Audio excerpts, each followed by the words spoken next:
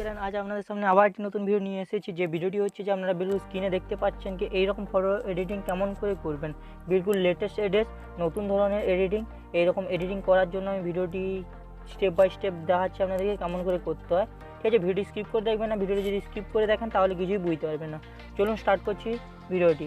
তার আগে কিছু ছবি দেখিয়ে দিচ্ছি। এইরকম এডিটিং দেখুন, জাস্ট এইরকম এডিটিংগুলো এখানে আপনি লিখতেও পারবেন, আমার নাম, সিগনেচার, স্টাইলিশগুলো করতে পারবেন। জাস্ট এই দেখুন এইরকম এডিটিংগুলো করতে পারবেন। চলুন ভিডিওটি স্টার্ট করছি, বেশি কথা বলবো না। চলুন সবার প্রথমে আপনাদেরকে কী করতে হবে, সবার প্রথমে আপনাদেরকে পিক্সেল ল্যাব অ্যাপটি ওপেন করতে হবে। ঠিক আছে, পিক্সেল অ্যাপসটি আপনাদেরকে ইনস্টল করে ওপেন করতে হবে। ঠিক আছে, ওপেন করার পরে জাস্ট এইরকম একটা পেজ আসবে আপনাদের সামনে। এখানে হোয়াইট ব্যাকগ্রাউন্ড নিয়ে নেবো। যে উপরে দেখুন সাইজ বলে একটা অপশান আছে, সাইজে যাব। এই যে 3 ডটে ক্লিক করে এখানে সাইজ, ইমেজ সাইজ, এখানে কাস্টম সাইজ আছে। এখানে আমরা করব ইউটিউব থাম্বনেল। ইউটিউব থাম্বনেলে ক্লিক করে ওকে করে দেবো। ঠিক আছে, ওকে করার পরে আমি যদি ইউটিউব থাম্বনেলে কিছু বানাতে চাই, তাই জন্য ইউটিউব থাম্বনেল দেখালাম।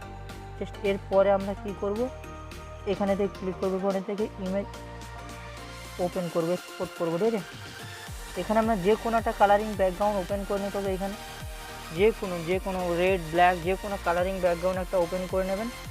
শুনুন, আমি একটা কালারিং ব্যাকগ্রাউন্ড একটা ওইখানে সিলেক্ট করে নিচ্ছি। সিলেক্ট করে স্টেপ বাই স্টেপ আপনাদেরকে দেখাচ্ছি। ঠিক আছে, একটা কালারিং ব্যাকগ্রাউন্ড ওপেন করে একটা কালারিং ব্যাকগ্রাউন্ড সিলেক্ট করে নিচ্ছি। সিলেক্ট করার পর এখানে রাইট ক্লিক করবো। রাইট ক্লিক করার পরে এই দেখুন আমার যদি না এই কালারটা পছন্দ হয়, ঠিক আছে, আমি অন্য কালারও করতে পারি। এখানে দেখুন এটাতে ক্লিক করে দেখুন কালার আছে, কালারে ক্লিক করবেন, এখানে অন করে দেবেন। আমি রেড করতে চাই, ঠিক আছে, রেড কিংবা ইয়েলো করতে চাই। দেখুন আমি এখানে অনেক রকমের কালার আছে, আপনার যেটা পছন্দ সেটা। তো আমি এটা রেড দিয়ে দিচ্ছি, ওই ইয়েলো দিয়ে দিচ্ছি।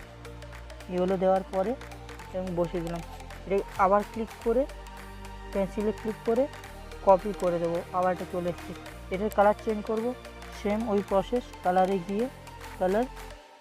গিয়ে দেখুন আমার আপনাদের যেই কালারটা পছন্দ হবে সেই কালারটাই ক্লিক করবেন। ঠিক আছে, এই দেখুন আমার এই কালারটা পছন্দ, এই কালারটাকে সিলেক্ট করে এখানে বসিয়ে দেবো। এই কালারটাকে ম্যাচিং করে এখানে বসিয়ে দিলাম। ঠিক আছে, এইবারে এইখানেই ক্লিক করতে হবে। যে প্লাস বাটন, এখানে উপরে প্লাস বাটনে ক্লিক করব। ফ্রম গ্যালারিতে যেই ফটোটা ওইখানে বসাতে চান, ঠিক আছে, সেই ফটোটাকে আমি প্রথম থেকে কাটিং করে রেখেছি। আপনারা যদি ফটোটাকে কাটিং করতে চান তাহলে আমার ডিসক্রিপশানে লিঙ্ক দেওয়া আছে, ওইখান থেকে ভিডিওটি দেখে নিন তো কেমন করে কাটিং করতে হয়। ঠিক আছে, আমি ডিসক্রিপশানে লিঙ্ক দিয়ে দেবো, ওইখান থেকে ফটো কাটিং কেমন করে করতে হয় আমার ওইখানে দেখে ফটোটা কাটিং করে নেবেন। চলুন, আমার প্রথম থেকে ফটো কাটিং করা আছে, তার জন্য আমি কাটিং করবো না। ফটো কাটিং করা আছে এইরকম, জাস্ট কাটিং PNG এইরকম কাটিং আমার করা আছে, তার জন্য আমি দ্বিতীয়বার কাটিং করলাম না।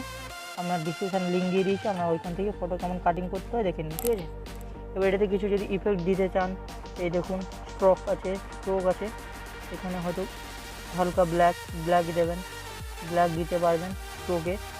ঠিক আছে, আপনাদের পছন্দ অনুযায়ী। ঠিক আছে, এখানে দেখুন শ্যাডো আছে, শ্যাডো ওপেন করবেন।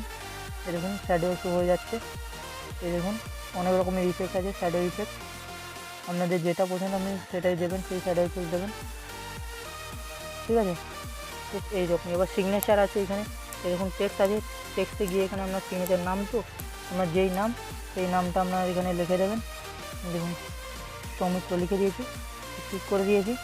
এখানে এবার ক্লিক করার পরে কিছু টেক্সট স্টাইল আছে, আপনাদের যে স্টাইল পছন্দ সেই স্টাইলটা করে দেবেন। দেখুন অনেক রকমের স্টাইল আছে এখানে, আপনাদের যে স্টাইল পছন্দ সেই স্টাইলটা এখানে ক্লিক করে দেবেন, অটোমেটিক নিয়ে নেবে। ঠিক আছে, ধরুন আমি একটা টেক্সট দিয়ে দিচ্ছি, দেওয়ার পর আপনাদেরকে দেখাচ্ছি আমি।